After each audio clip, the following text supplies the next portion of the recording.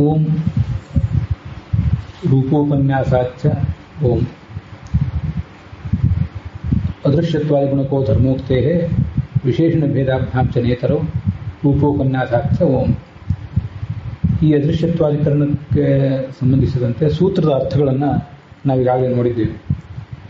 ಶಾಂಕರ ಭಾಷ್ಯದಲ್ಲಿ ಇದರ ಹಿನ್ನೆಲೆ ಏನಿದೆ ಅನ್ನೋದನ್ನು ಇವತ್ತು ನಾವು ನೋಡಬೇಕು. ಉಪನಿಷತ್ತಿನ ಯಾವ ವಾಕ್ಯ ಅವರು ತೆಗೆದುಕೊಂಡಿದ್ದಾರೆ ಮತ್ತು ಅದರ ಪೂರ್ವಪಕ್ಷ ಏನು ಅದನ್ನೆಲ್ಲ ಈಗ ನೋಡಬೇಕು. ಅಥರ್ವಣ ಉಪನಿಷತ್ತಿನಲ್ಲಿ ಯತ್ತದೃಶ್ಯಂ ಇತ್ಯಾದಿ ಮಾತಿನಿಂದ ಅದೃಶ್ಯತ್ವಾದಿ ಗುಣಗಳನ್ನು ವರ್ಣನೆ ಮಾಡಿದ್ದಾರೆ. ಅವೆಲ್ಲ ಪ್ರಧಾನಕ್ಕೆ ಸಂಬಂಧಪಟ್ಟದ್ದು. ಪ್ರಧಾನ ಅಂದರೆ ಪ್ರಕೃತಿ, ಅದಕ್ಕೆ ಸಂಬಂಧಪಟ್ಟದ್ದು ಅಂತ ಪೂರ್ವಪಕ್ಷ ಪ್ರಾರಂಭ ಆಗಿದೆ. ಈ ಅದ್ವೈತದಲ್ಲಿ ಅದಕ್ಕೆ ಮುಖ್ಯವಾಗಿ ಪೂರ್ವಪಕ್ಷ ಒಂದು ಸಾಂಖ್ಯ, ಮತ್ತೊಂದು ಬೌದ್ಧ. ಅದ್ವೈತಕ್ಕಿಂತ ಮುಂಚೆ, ಶಂಕರಾಚಾರ್ಯರಿಗಿಂತ ಮುಂಚೆ ಪ್ರಚಲಿತ ಇದ್ದದ್ದು ಒಂದು ಸಾಂಖ್ಯ ಇರೋದು, ಸಾಂಖ್ಯ ಸಿದ್ಧಾಂತ, ಇನ್ನೊಂದು ಬೌದ್ಧ ಸಿದ್ಧಾಂತ. ಅದಕ್ಕಾಗಿ ಈ ಬ್ರಹ್ಮಸೂತ್ರ ಭಾಷ್ಯದಲ್ಲೂ ಕೂಡ ಅನೇಕ ಕಡೆ ಸಾಂಖ್ಯರ ಸಿದ್ಧಾಂತವನ್ನೇ ಪೂರ್ವಪಕ್ಷವನ್ನಾಗಿ ತಗೊಂಡಿರ್ತಾರೆ. ಇಲ್ಲಿಯೂ ಹಾಗೆ ಬಂದಿದೆ. ಯಾಕೆ ಆ ಥರ ಹೇಳಬೇಕು? ಪೂರ್ವಪಕ್ಷದವರು ಹೇಳ್ತಾರೆ ಪ್ರಧಾನಕ್ಕೆ ಸಂಬಂಧಪಟ್ಟದ್ದಿವೆಲ್ಲ. ಅಲ್ಲಿ ತದವ್ಯಯಂ ಯದ್ಭೂತ ಯೋನಿ ಅಂತ ಹೀಗೆಲ್ಲ ಶಬ್ದ ಪ್ರಯೋಗ ಮಾಡಿದ್ದಾರೆ. ಭೂತ ಯೋನಿ ಅಂದ್ರೇನು? ಯೋನಿ ಅಂದರೆ ಉಪಾದಾನ ಕಾರಣ ಅಂತ ಅದರ ಅರ್ಥ. ಯೋನಿ ಅಂದರೆ ಉಪಾದಾನ ಕಾರಣ. ಅದೃಶ್ಯತ್ವಾದಿ ಗುಣ ಇರುವಂತಹ ಆ ತತ್ವ ಇದೆಯಲ್ಲ, ಪ್ರಧಾನ ಅನ್ನುವ ತತ್ವ, ಅದು ಜಗತ್ತಿಗೆ ಉಪಾದಾನ ಕಾರಣ ಅಂತ ಅದರ ತಾತ್ಪರ್ಯ. ಮತ್ತು ಅಲ್ಲಿ ಕೊಟ್ಟಿರುವಂತಹ ಉಪನಿಷತ್ತಿನ ಮಾತು ಹಾಗೇ ಇದೆ. ಊರ್ನ ನಾಭಿ, ಜೇಡರ ಹುಳುವಿನ ದೃಷ್ಟಾಂತ, ಮತ್ತು ಭೂಮಿಯಲ್ಲಿ ಸಸ್ಯಗಳು ಹುಟ್ಟುವುದು, ಮತ್ತು ಪುರುಷನ ಶರೀರದಿಂದ ಕೇಶ ಲೋಮಗಳು ಹುಟ್ಟುವುದು ಹೇಗೋ ಹಾಗೆ ಅಕ್ಷರ ಶಬ್ದವಾಚ್ಯವಾದ ಈ ತತ್ವದಿಂದ ವಿಶ್ವ ಹುಟ್ಟುತ್ತದೆ ಅಂತ ಹೀಗೆ ಬಂದಿರೋದ್ರಿಂದ ಅಕ್ಷರ ತತ್ವ ವಾಚ್ಯವಾದ ತತ್ವ ಅಂದರೆ ಪ್ರಧಾನವೇ ಆಗಬೇಕು ಅಂತ ಅವರ ತಾತ್ಪರ್ಯ. ಹೀಗೆ ಜೇಡರ ಹುಳುವಿನ, ಭೂಮಿ, ಪುರುಷ ಇವರೆಲ್ಲ ದೃಷ್ಟಾಂತ ಕೊಟ್ಟಿರೋದ್ರಿಂದ ಆದ್ದರಿಂದ ಈ ಎಲ್ಲ ದೃಷ್ಟಾಂತಗಳನ್ನು ಗಮನಿಸಿದರೆ ಜಗತ್ತಿಗೆ ಉಪಾದಾನ ಕಾರಣವಾದ ಜಡ ಪ್ರಕೃತಿಯನ್ನೇ ಇಲ್ಲಿ ಭೂತ ಯೋನಿ ಎಂಬ ಪದದಿಂದ ಹೇಳಿದ್ದಾರೆ ಅಂತಿಷ್ಟು ಗೊತ್ತಾಗ್ತದೆ. ಬ್ರಹ್ಮನಂತೂ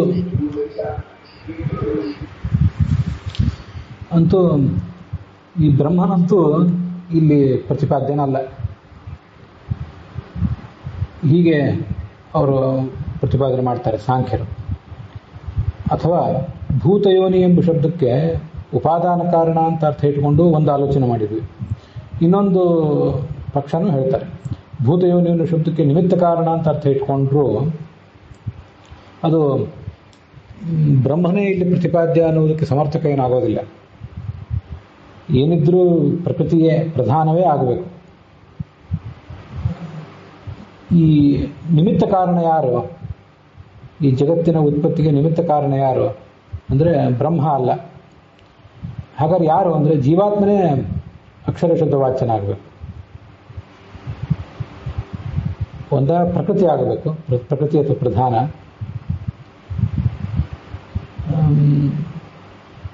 ಅಥವಾ ಜೀವಾತ್ಮ. ಜೀವಾತ್ಮ ಹೇಗೆ ನಿಮಿತ್ತ ಕಾರಣ ಅಂದರೆ ತನ್ನ ಪುಣ್ಯ ಪಾಪಗಳ ಮೂಲಕ ಅವನಿಗೆ ಇರುವ ಯಾವುದೋ ಪುಣ್ಯದ ಕಾರಣದಿಂದಾಗಿ ಒಂದು ಯಾವುದೋ ಅವನು ಅನುಭವಿಸಬೇಕಾದಂಥ ವಸ್ತುವಿನ ಉತ್ಪತ್ತಿ ಆಗ್ತದೆ.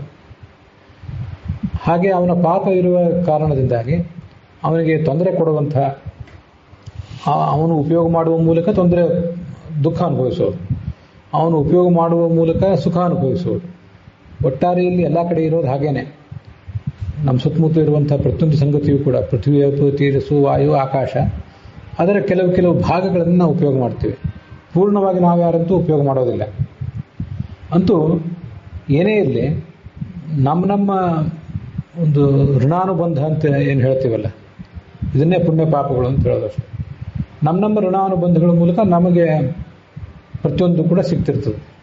ಋಣಾನುಬಂಧ ರೂಪೇಣ ಪಶು ಪತ್ನಿ ಸುತಾಲಯ ಅಂತ ಇರೋದರಿಂದ ನಮ್ಮ ಕೈಯಲ್ಲಿರಬೇಕಾದಂಥ ಪ್ರಾಣಿಗಳು, ಜಾನುವಾರುಗಳು, ಪತ್ನಿ, ಸುತ, ಮಕ್ಕಳು ಇವೆಲ್ಲವೂ ಕೂಡ ಇವೆಲ್ಲವೂ ಕೂಡ ಅಂದರೆ ಇವೆಲ್ಲವೂ ಅಧಿಷ್ಠಿತ ಆಗಿರುವಂಥ ದೇಹಗಳು ಅಂತ ಅದರ ತಾತ್ಪರ್ಯ. ಹೆಂಡತಿ, ಗಂಡ, ಪ್ರಾಣಿಗಳು ಇವೆಲ್ಲವೂ ಕೂಡ ನಮ್ಮ ಉಪಯೋಗಕ್ಕೆ ಬರುವುದು ಶುದ್ಧ ಚೇತನ ರೂಪದಲ್ಲಿ ಅಲ್ಲಲ್ಲ. ಎಲ್ಲ ಜಡವಾದಂಥ ದೇಹದಲ್ಲಿ ಆಯಾ ಜೀವರು ಬಂದು ಇದ್ದಾಗಲೇ ನಮಗಿದು ಉಪಯೋಗಕ್ಕೆ ಬರೋದು. ಹಾಗೆ ನಾವು ಅವರ ಉಪಯೋಗಕ್ಕೆ ಬರುವುದು ಕೂಡ ಈ ದೇಹದ ಮೂಲಕವೇ. ಶುದ್ಧ ಚೇತನದ ನಡುವೆ ಇಲ್ಲೇನೂ ಸಂಪರ್ಕ ಇಲ್ಲ ಈಗ ಸಂಸಾರದಲ್ಲಿದ್ದಾಗ. ಅಂತೂ ಪುಣ್ಯ ಪಾಪಗಳ ಮೂಲಕ ಜಗತ್ತಿನ ಉತ್ಪತ್ತಿ ಕಾರಣ ಆದಂಥ ಜೀವಾತ್ಮನೇ ಅಕ್ಷರ ಶಬ್ದ ವಾಚ್ಯ. ಈ ಅಕ್ಷರಾತ್ ಪರತಃ ಪರಹ ಅಂತ ಬ್ರಹ್ಮನ ಬಗ್ಗೆ ವರ್ಣನೆ ಬಂದಿರೋದ್ರಿಂದ ಈ ಅವನಂತೂ ಇಲ್ಲಿ ಜಗತ್ತಿಗೆ ಕಾರಣ ಅಲ್ಲ ಅಂತ ಇಷ್ಟು ಸಾಂಖ್ಯರ ಸಿದ್ಧಾಂತ ಬಂದಿದೆ. ಅದಕ್ಕೆ ಉತ್ತರ ರೂಪವಾಗಿ ಅದೃಶ್ಯತ್ವಾದಿ ಗುಣಕೋ ಧರ್ಮೋಕ್ತೇ ಅಂತ ಮುಂದೆ ಇಲ್ಲಿ ವರ್ಣನೆ ಮಾಡಿದ್ದಾರೆ. ಅದೃಶ್ಯತ್ವಾದಿ ಗುಣವುಳ್ಳವನು ಪರಬ್ರಹ್ಮನೇ ಹೊರತು ಈ ಪ್ರಕೃತಿ ಅಲ್ಲ. ಅಕ್ಷರಾತ್ ಸಂಭವತೀಹ ವಿಶ್ವಂ ಅಂತ ಏನು ಬಂತಲ್ಲ, ಆ 3 ದೃಷ್ಟಾಂತಗಳನ್ನು ಹೇಳಿ ಅಕ್ಷರದಿಂದ ಈ ಜಗತ್ತು ಹುಟ್ಟುತ್ತದೆ ಅಂತ. ಅಕ್ಷರ ತತ್ವವನ್ನು ಜಗತ್ತಿಗೆ ಕಾರಣ ಅಂತ ಹೇಳಿದ್ದಾರೆ. ಮುಂದೆ ಅದೇ ಅಕ್ಷರ ತತ್ವವನ್ನು ಯಹ ಸರ್ವಜ್ಞ ಸ ಸರ್ವವಿತ್ ಅಂತ ವರ್ಣನೆ ಮಾಡಿದ್ದಾರೆ. ಸರ್ವಜ್ಞಾನ ಅಂತನ್ನುವುದು ಜಡತ್ವಾದ ಪ್ರಕೃತಿಯ ಧರ್ಮ ಅಲ್ಲ, ಅದು ಬ್ರಹ್ಮನ ಧರ್ಮ. ಅದೃಶ್ಯತ್ವಾದಿ ಗುಣವುಳ್ಳಂಥ ಅಕ್ಷರನಲ್ಲಿ ಈ ಅದೃಶ್ಯತ್ವಾದಿ ಗುಣಗಳನ್ನು ಹೇಳಿರುವುದರಿಂದ ಅಕ್ಷರ ತತ್ವ ಅಂದರೆ ಬ್ರಹ್ಮವೇ ಆಗಬೇಕು. ಅದೃಶ್ಯತ್ವಾದಿ ಗುಣಗಳು ಕೂಡ ಅವನಿಗೆ ಸಂಬಂಧಪಟ್ಟದ್ದು ಹೊರತು ಸಾಂಖ್ಯರು ಹೇಳುವಂಥ ಈ ಪ್ರಕೃತಿ ಅಲ್ಲ. ಮತ್ತೆ ಯಯಾತದಕ್ಷರ ಮಧಿಗಮ್ಯತೆ, ಇದು ಹೆಚ್ಚು ಕಡಿಮೆ ನಾವೇನು ಪ್ರತಿಪಾದನೆ ಮಾಡಿದ್ದೀವಿ ಅದೇ ಥರನೇ ಇದೆ, ಅದನ್ನು ನೀವು ಗಮನಿಸ್ಬೋದು. ಯಾವ ವಿದ್ಯೆಯಿಂದ ಆ ಅಕ್ಷರವನ್ನು ನಾವು ತಿಳ್ಕೊಳ್ತೀವೋ ಅದೇ ಪರವಿದ್ಯೆ ಅಂತ ಈಗ ಬಂದಿದೆ. ಅದನ್ನೇ ಶಂಕರಾಚಾರ್ಯ ಕೂಡ ತಗೊಂಡಿದ್ದಾರೆ. ಆದರೆ ಒಂದೇ ಗ್ರಂಥ ಬೇರೆ ಬೇರೆ ಹಿನ್ನೆಲೆಯಲ್ಲಿ ಪರವಿದ್ಯೆಯೂ ಆಗಬಹುದು ಅಪರವಿದ್ಯೆಯೂ ಆಗಬಹುದು ಅನ್ನೋದನ್ನು ಅವ್ರು ಹೇಳಿದಂತೆ ಕಾಣಿಸೋದಿಲ್ಲ. ಅಂತೂ ಪರಬ್ರಹ್ಮನ ಜ್ಞಾನಕ್ಕೆ ಸಾಧನವಾದ ವಿದ್ಯೆಯನ್ನು ಪರವಿದ್ಯೆ ಅಂತ ಹೇಳಬೇಕು ಅಂತಿಷ್ಟನ್ನು ತಗೊಂಡಿದ್ದಾರೆ. ಅಕ್ಷರ ತತ್ವ ಅನ್ನೋದು ಪರವಿದ್ಯೆಗೆ ವಿಷಯ ಅಂತ ಪ್ರತಿಪಾದನೆ ಮಾಡಿದ್ದಾರೆ. ಅಕ್ಷರ ಬ್ರಹ್ಮನೇ ಆಗಬೇಕೆ ಹೊರತು ಸಾಂಖ್ಯರು ಹೇಳುವ ಪ್ರಕೃತಿ ಅಲ್ಲ. ಅಕ್ಷರ ಒಂದು ವೇಳೆ ಬ್ರಹ್ಮ ಅಲ್ಲ ಅಂತ ಆಗಿಬಿಟ್ರೆ ಅವನ ಕುರಿತಾದಂಥ ವಿದ್ಯೆಯನ್ನು ಪರವಿದ್ಯೆ ಅಂತ ಹೇಳೋದು ಹೇಗೆ? ಆದ್ದರಿಂದ ಬ್ರಹ್ಮನೇ ಇಲ್ಲಿ ಪ್ರತಿಪಾದಿತನಾದಂಥ ಅಕ್ಷರ ಅಂತ ಅವರ ತಾತ್ಪರ್ಯ. ವಿಶೇಷಣ ಭೇದ ವ್ಯಪದೇಶಾಭ್ಯಾಂ ಚ ನೇತರು ಅಂತ ಮುಂದಿನ ಸೂತ್ರ. ಇಲ್ಲಿ ಈ ಅಕ್ಷರ ತತ್ವಕ್ಕೆ ದಿವ್ಯ, ಅಮೂರ್ತ, ಪುರುಷ ಅಂತದನ್ನು ಇಷ್ಟು ವಿಶೇಷಣಗಳಿಂದ ವರ್ಣನೆ ಮಾಡಿದ್ದಾರೆ. ದಿವ್ಯ ಅಂದರೆ ಸ್ವಯಂ ಜ್ಯೋತಿ ಅಂತ ತಾತ್ಪರ್ಯ. ಈ ಸ್ವಯಂ ಪ್ರಕಾಶ ಅನ್ನುವಂಥ ಗುಣ ಏನಿದೆಯಲ್ಲ, ಸ್ವಯಂ ಪ್ರಕಾಶ ವಿಶಿಷ್ಟತ್ವ ಅನ್ನೋದು ಅದು ಬೇರೆ ಯಾವ ವಸ್ತುಗಳಿಗೂ ಬರೋದಿಲ್ಲ. ಅದು ಪರಬ್ರಹ್ಮನಿಗೆ ಮಾತ್ರ, ಉಳಿದು ಯಾವುದೂ ಸ್ವಯಂ ಪ್ರಕಾಶ ಅಲ್ಲ. ಆದ್ದರಿಂದ ಅವ್ರು ಯಾರೂ ಕೂಡ ಅಕ್ಷರರಲ್ಲ. ಇವನೊಬ್ಬ ಮಾತ್ರ ಅಕ್ಷರ. ಅಕ್ಷರಾತ್ ಪರತ ಇವರು ಅಕ್ಷರಾತ್ ಪರತಃ ಪರಹ ಅಂತ ಪ್ರಕೃತಿಗಿಂತ ಈ ಪ್ರಕೃತಿ ಅಕ್ಷರ ತತ್ವ ಭಿನ್ನ ಅಂತ ಇಲ್ಲಿ ವರ್ಣನೆ ಮಾಡಿದ್ದಾರೆ. ಪ್ರಕೃತಿಗಿಂತಲೂ ಈ ಅಕ್ಷರ ತತ್ವ ಭಿನ್ನ ಅಂತ ಹೀಗೆ ಬಂದಿರೋದ್ರಿಂದ ಇಲ್ಲಿ ಏನು ಅಕ್ಷರ ಅಂತ ವರ್ಣನೆ ಮಾಡಿದ್ದಾರಲ್ಲ ಅದು ಪ್ರಕೃತಿ ಅಲ್ಲ, ಹೊರತು ಈ ಭೂತ ಸೂಕ್ಷ್ಮವೇ ಈ ಪರವಾದಂಥ ಅಕ್ಷರ. ಈ ಭೂತ ಸೂಕ್ಷ್ಮ ಅಂದ್ರೆ ಏನು?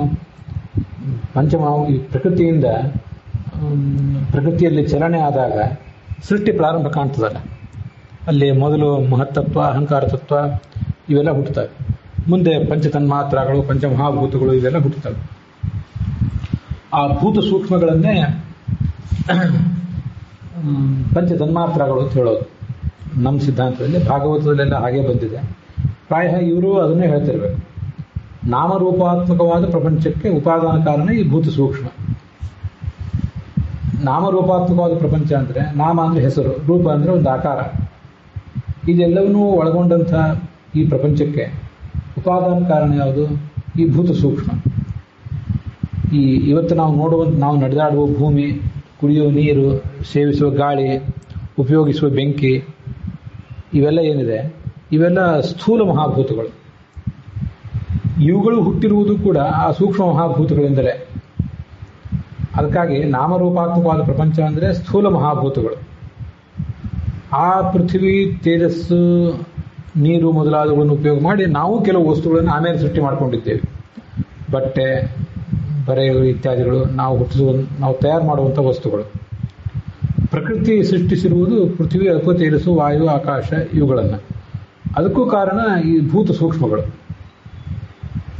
ಆದ್ದರಿಂದ ಆ ಭೂತ ಸೂಕ್ಷ್ಮವನ್ನೇ ಪರ ಅಕ್ಷರ ಅಂತ ಹೀಗೆ ವರ್ಣನೆ ಮಾಡಬೇಕು. ಇನ್ನು ಈ ವಿಕಾರರಹಿತನಾದ ಪರಬ್ರಹ್ಮ ಇದ್ದಾನಲ್ಲ, ಅವನು ವಿಕಾರ ಹೊಂದುವಂಥ ಈ ಪರಾಕ್ಷರಕ್ಕಿಂತಲೂ ಭಿನ್ನ. ಈ ಪರಾಕ್ಷರ ಅಂದರೆ ಭೂತ ಸೂಕ್ಷ್ಮ ಏನಿದೆಯಲ್ಲ, ಅದು ವಿಕಾರ ಹೊಂದುತ್ತದೆ. ವಿಕಾರ ಹೊಂದಿ ಮತ್ತೆ ಸ್ಥೂಲ ಮಹಾಭೂತಗಳ ರೂಪವನ್ನು ಪಡೆಯುತ್ತದೆ. ಆದ್ದರಿಂದ ವಿಕಾರ ಹೊಂದುವ ಪರಾಕ್ಷರಕ್ಕಿಂತ ವಿಕಾರ ಹೊಂದದೇ ಇರುವಂತಹ ಪರಬ್ರಹ್ಮ ಭಿನ್ನನಾಗಿದ್ದಾನೆ ಅಂತ ಹೀಗದ ತಾತ್ಪರ್ಯ. ಅಕ್ಷರಾತ್ ಪರತಃ ಪರಃ, ಪರತಃ ಅಕ್ಷರಾತ್. ವಿಕಾರವನ್ನು ಹೊಂದುವ ಈ ಭೂತ ಸೂಕ್ಷ್ಮವೆಂಬ ತತ್ವ ಏನಿದೆ ಅದಕ್ಕಿಂತ ಈ ಭಗವಂತ ಪರ ಅಂತ ಹೀಗಾದ್ರ ಅರ್ಥ.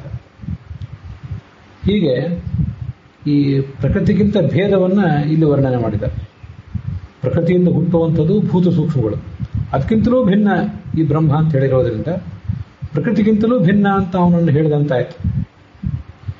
ಆದ್ರಿಂದ ಇಲ್ಲಿ ವರ್ಣಿತವಾದ್ದು ಪ್ರಕೃತಿ ಯಾವ ದೃಷ್ಟಿಯಿಂದಲೂ ಕೂಡ ಅಲ್ಲವೇ ಅಲ್ಲ, ಹೊರತು ಬ್ರಹ್ಮವೇ ಇಲ್ಲಿ ಪ್ರತಿಪಾದಿತ ಅಂತ ಅದರ ತಾತ್ಪರ್ಯ. ದಿವ್ಯೋ ಶಮೂರ್ತಃ ಪುರುಷಃ ಅಂತ ಇಲ್ಲೊಂದು ವಾಕ್ಯ ನಾವು ನೋಡಿದ್ವಿ ಈಗ ಶಾಂಕರ ಭಾಷ್ಯದಲ್ಲಿ. ಇದು ಅಲ್ಲಿ ಯಸ್ಸರ್ವಜ್ಞ ಸ ಸರ್ವವಿತ್ ಅದೇ ಭಾಗದಲ್ಲೇ ಇದು ಬಂದಿದೆ.